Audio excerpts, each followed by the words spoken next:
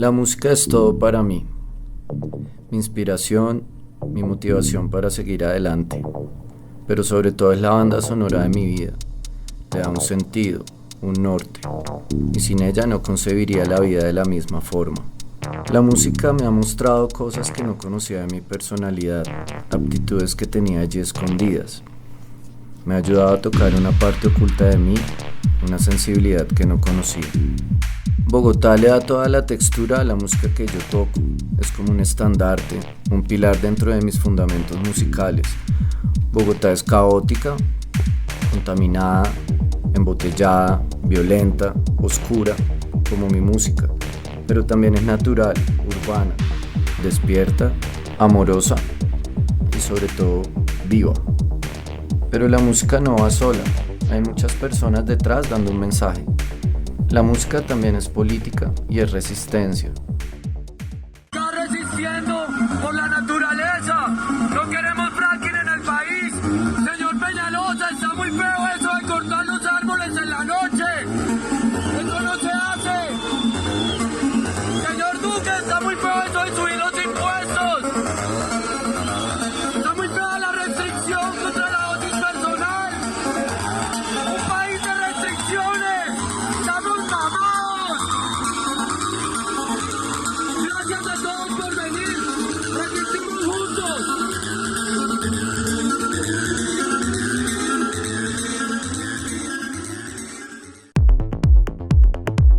Expresamos nuestra inconformidad o nuestro apoyo. Han sido muchas las causas con las que nos hemos solidarizado, y una forma de hacerlo es salir y hacer ruido, poner música y decir, aquí estamos y no estamos de acuerdo. Todo esto le ha dado esa tinta sonora a mi estilo. Mi primer acercamiento con la música fue a través de mi familia. Tenían un gusto y una valoración muy especial y natural. No eran músicos, eran melómanos. Amaban la música y la coleccionaban. Mi mamá era muy salsera, se la pasaba horas en las tiendas comprando vinilos. El momento definitivo que me enamoró de la música fue a los 8 años, cuando yo estaba corriendo por un almacén y mi mamá me dice, ven para acá, me explica cómo poner un vinilo, qué era una tornamesa, cómo se le ponía una aguja encima y cómo funcionaba. Este recuerdo me capturó porque cuando yo lo escuché hubo una magia y algo despertó. Un hechizo que se creó y quedó toda la vida en mí. Desde ese momento le cogí mucho gusto a comprar y coleccionar discos. Nunca fui un músico tradicional, nunca toqué ningún instrumento. En el colegio siempre me dejaron fuera de la clase de música, pero siempre tuve desde pequeños sueños al respecto. Soñaba con estar en una banda, con ser músico. Jugaba con mis amigos a que éramos famosos, en el recreo tocábamos instrumentos de aire, simulando que estábamos en una banda. La verdad es que crecí un poco frustrado porque nunca toqué ningún instrumento. Yo era ese niño que quería ser un rockstar, una estrella de rock. Cuando yo estaba pequeño escuchaba todo lo que a mí me llegaba, salsa, boleros, tangos, que eran las influencias de mis padres. Pero mi background siempre fue más rockero y pop. Me acuerdo mucho de Thriller de Michael Jackson, que fue para mí y creo para muchísima gente, un disco que partió la historia. Viví muchas instancias del rock, hard, glam, metal, música industrial, rock en español. Por esto la mayoría de mis influencias de la adolescencia vienen de estos géneros. De hecho, a mí me gustaba la música sin importar el género, pues encontraba que habían elementos en común entre ellos. Después de cuestionarme mucho, entendí que esa era la parte misteriosa del asunto. Lo que no comprendía era lo que me llamaba la atención. Luego me di cuenta que ese amor por coleccionar, escuchar y disfrutar la música también tenía su poder. Cuando empecé a mezclar, me di cuenta que tenía mucha ventaja porque ya tenía ese gusto por escuchar y sabía lo que era realmente escuchar. Lo único que hacía falta era la parte técnica. Hubo un año definitivo en mi vida, 1990. Yo vivía en Nueva York y tuve la oportunidad de escuchar muchas cosas allá. Conocí Violator de Depeche Mode y el álbum de Pump Up the Jam de Technotronic.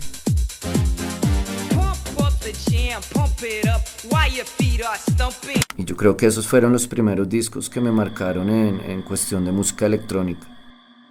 El amor por este estilo simplemente sucedió. Había algo ahí que a mí me gustaba. Luego percibí que en toda la música que escuchaba había un elemento común. Yo decía, claro, ya entendí, esto no lo hacen con un ensamble tradicional de bajo, guitarra y batería, como una banda tradicional, sino con máquinas. Tienen un sintetizador, una caja de ritmo, unas voces extraídas y esa textura que daba el sonido alrededor de la música electrónica. Pero era algo más intuitivo, no era algo que yo pensara. Lo vine a entender mejor después, cuando ya me convertí en DJ. Para ese entonces ya existía el Club Cinema. Empecé a aprender cómo se disfrutaba la rave, cómo se alteraban los estados de conciencia. Ahí fue naciendo el amor en lo innovador que era, pues fue un momento que nunca va a volver. Nadie vive las fiestas como las primeras veces. Hay un hambre de conocer, de descubrir, hay una sed. ¿Cómo me puedo yo meter en un viaje musical de estos? Descubriendo que uno puede vivirla de otra forma. Recuerdo mucho la primera vez que toqué una tornamesa. Un amigo DJ de la vieja escuela que vivía en mi barrio, que se llamaba DJ Plastic, las llevó a mi casa porque él no podía hacer ruido en la de él. Yo le mostré mi música, pero yo no sabía tocar, en cambio él sí. Entonces hicimos esa especie de llave, y esa fue la primera vez que las pude tocar, que las sentí, que las pude manipular. En ese momento sentí que lo quería hacer y que lo podía hacer. Yo era parte del público, pero siempre me visualicé como DJ estando arriba y detrás de unas tornamesas mezclando música.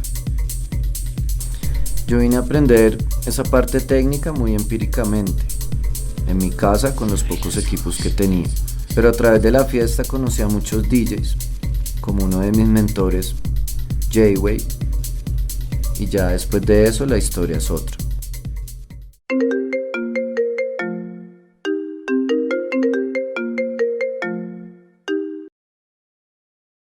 ¿Aló? Vale, listo, nos vemos en Claro entonces. Ahora viéndolo en retrospectiva, fueron años difíciles. Los comienzos siempre lo son. No habían tantos DJs, no habían plataformas digitales, no habían tiendas. Conseguir la música no era tan fácil, pero eso le daba una magia al asunto. Era más personal, te daba tiempo para digerirla, estudiarla y verla de otra forma. Empecé a hacer mis propias fiestas porque a mí nadie me llamaba para tocar. Después caí en cuenta que uno puede ser oscuro con la música, ir a otras dimensiones, ver el final del túnel, ir a otros planetas. Y entendí que detrás de la música hay todo este aspecto artístico, los disfraces, las visuales, todo lo que hay detrás de escena. Eso me pareció increíble, la estética que maneja un artista. En el año 99 hice mi primera fiesta con la intención de mostrar mi música. Seguimos haciendo eventos y en el camino, cuando esto fue creciendo, se nos ocurrió un nombre junto a DJ Static, que fue Tech Sound.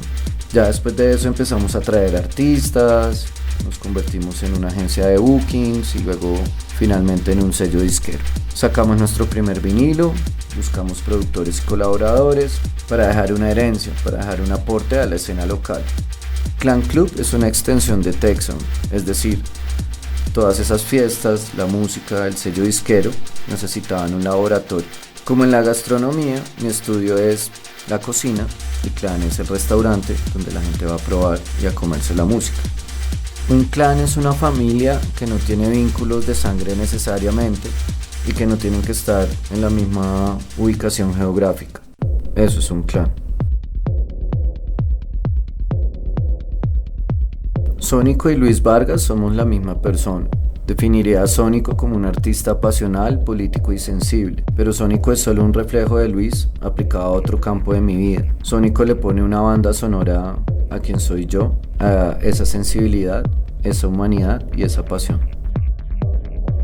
Nunca pensé que fuera a ser un artista, aún me cuesta entenderlo. Tal vez por lo mismo, porque mi proceso fue tan empírico que nunca tuve un bagaje estrictamente musical.